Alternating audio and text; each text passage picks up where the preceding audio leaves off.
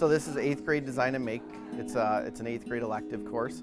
And if you look around the room a little bit, you get a feeling like what I'm really here to do is I provide an opportunity for these students to explore. We've got a ton of really high-end equipment, and it gives the kids a chance to just really do some own discovery learning. So we provide them with some projects that teach them the basics and the fundamentals of learning the tools, learning the engineering design process, and then really coming up with a chance to do their own work and their own projects, and having a big influence on what that project might be. So one thing I started doing rather than going out and like finding these prescribed projects is I just even started like in-house, you know. I would send an email out to all staff and say, we in 8th grade Design and Make are looking for problems that exist and giving them kind of examples of what fits in the category of being a problem and how can we be a part of the solution? How can our students be ones that help with figuring out and coming up with a solution to this problem that you have. So we've worked through a whole bunch of different projects. One that recently I think is kind of the ultimate bringing all the different pieces together.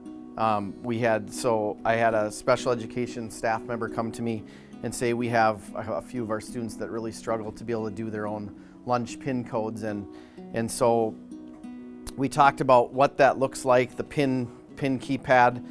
How can we help this student with being able to have the confidence enough to be able to do their pin code without feeling like I'm holding up the line, those kinds of things that enter into that equation. But what does that mean? Like, what is it going to be, some specific, tool that solves this problem? So we started talking about it. Students came up with their little prototypes, and we always talk about the engineering design process.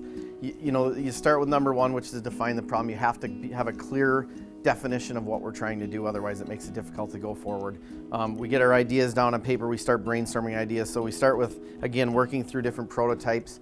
So we said, well, what if we could block out some of the numbers that maybe become a distraction for the student who's doing it? Then we work through this, we do it in a cardboard, and we always progress through, again, from inexpensive materials to the more expensive materials that are going to be, ultimately the end product. This is the one done in cardboard, so we use our laser engraver. The students are doing the design work in Corel Draw, and then we are able to test the product. So we go from there, we test it, we go into a wood type of product, and ultimately into something that's going to be able to stand the test of time in the environment itself. So this ends up being the final product, providing kids a different environment to learn in, where it's not as structured as your typical traditional classroom. I think is important for kids to have that and be able to manage some of their own choices in those rooms and show them what it looks like. Sometimes education follows one path and we forget there's spaces like this in the world that exist that people are going to have to work in. So students are experiencing all sorts of different pieces of equipment and different technologies and new emerging technologies. So the challenge in the end is to be able to create something that's affordable, sustainable, and being able to still give kids that experience even though there's new equipment that needs to be purchased and even some of the consumable products that we use in here. But again, having that experience to walk away with, I think, is invaluable and sometimes priceless.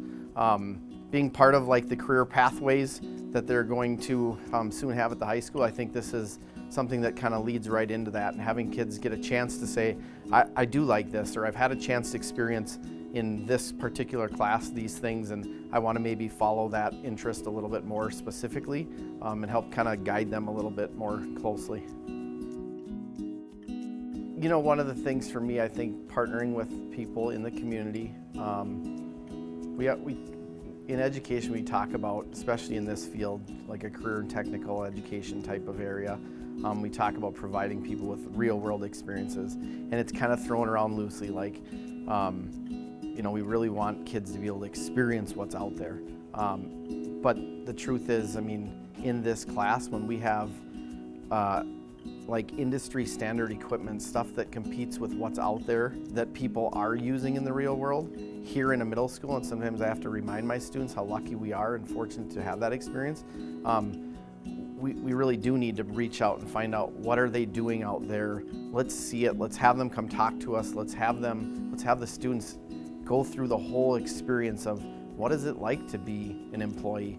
What is it like to have somebody give you a project that has a deadline and requires specific things and requires you to work with a team and requires you to talk with certain people that are going to make changes, and you might have an idea and you think it's great and you create a prototype and they completely bury your idea and you got to go back to the drawing board and start over. So having kids to go through, having students go through that experience and understanding what that's like and feeling sometimes even like they've been defeated or they failed, but then to be able to work back through that process and come out with something and then be able to, and to me the ultimate is, we can provide experiences in school where kids get to build really neat things, and that's great, but when somebody walks to the person that they've worked with at the end of a project and they can hand them that final product and explain, this here is what you asked me to do, and I have actually been a part of the solution and I have something to give to you.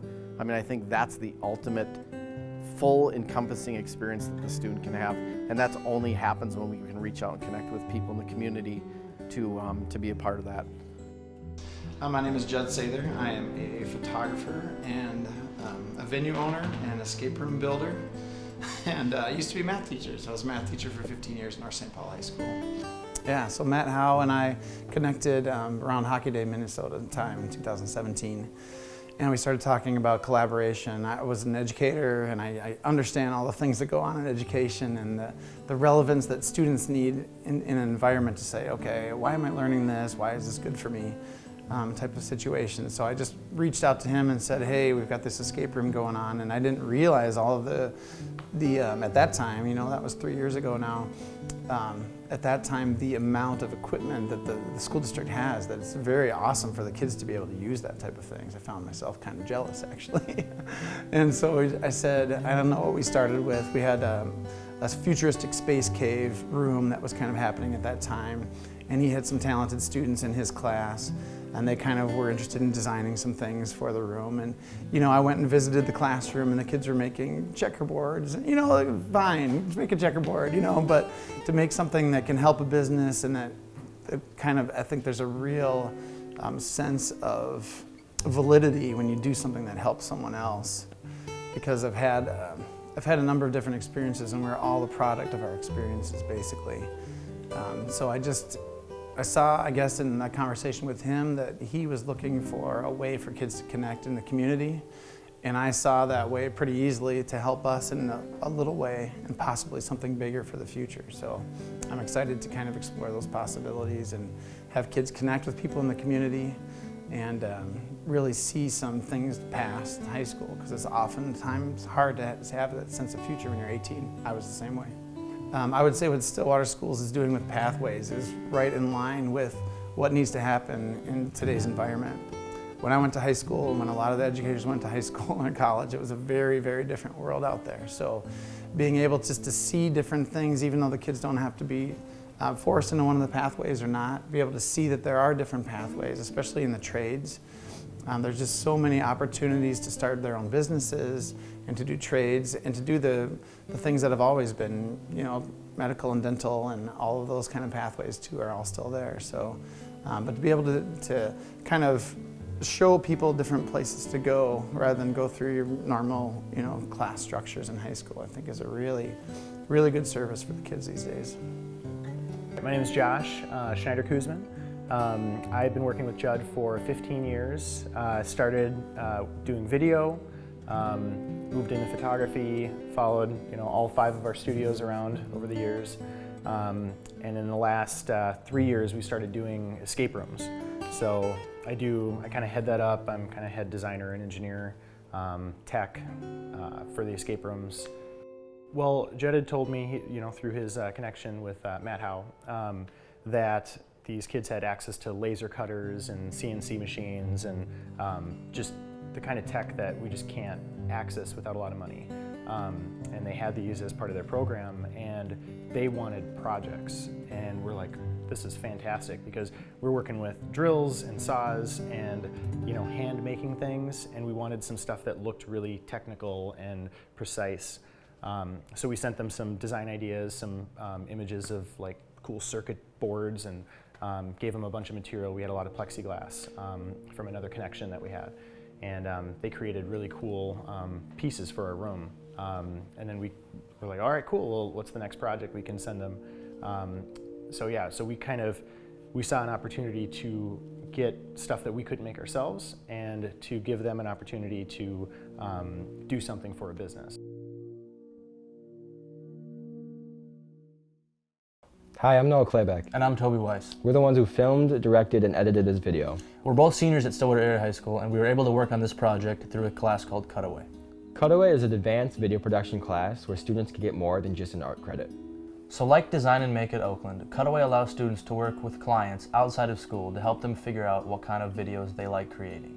It also gives them experience to work on different types of projects, which also helps them figure out what kind of stuff they are better at or they enjoy making. During our time at Cutaway, we learned about all the different pathways you can take within the video world. Last year, we went to a National Association Broadcast Convention, and we learned that we can take our craft to television, film, broadcasting, sports, advertisement, and many more. Even within those categories, there's a bunch of variety of things that you can do while working on a set, like audio, cameraman, lighting, directing, producing, writing, you name it. All those pathways are available in all these different categories of film. Through Cutaway, we were able to find our passion for filmmaking, and now we're able to pursue it as a career next year at Columbia College Chicago in their film and television program. So if you have a passion or you enjoy something that's different than most people, take one of these kind of classes because it'll allow you to have real-world connections that can help you find the pathway of your choice. Thanks for spending your time watching this video. I hope you enjoyed. And hopefully you found interest in some of these classes and maybe you can find your pathway.